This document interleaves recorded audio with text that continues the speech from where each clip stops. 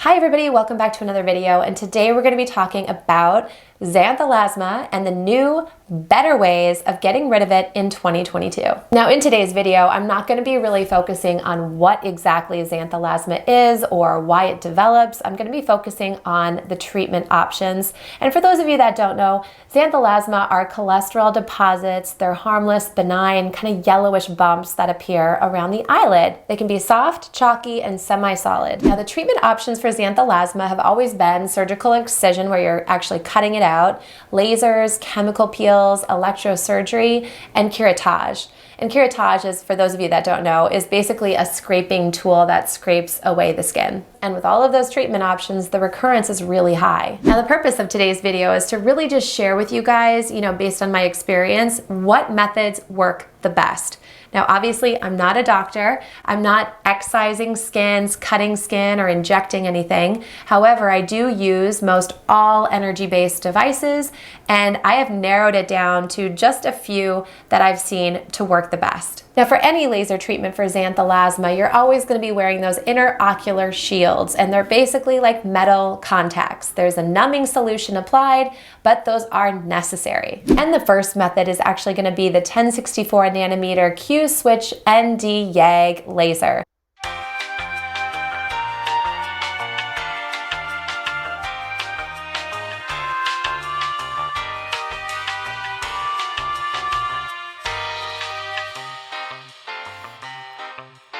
Now, typically this is used for tattoo removal and, some pigment correction with darker skin types. To really achieve that outcome, it's always going to take 2, possibly 3 treatments depending on the person, and expect a little bit of social downtime because the clinical endpoint is purpura, which basically looks kind of like a reddish, purplish, bluish bruise. And the wonderful thing about using something like a Q-switched laser is that you can treat most all skin types safely and effectively.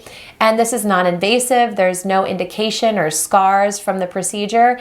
And it produces a very good clearance of that Xanthelasma. Now, of course, there is a risk of that recurring, but the results tend to last for quite a while. And the second treatment that I really prefer when treating Xanthelasma is going to be more invasive, but it is still a laser, and it's very similar to a full ablation CO2. It is not fractionated. This is full ablation, and it's called the Cyton's micro laser peel.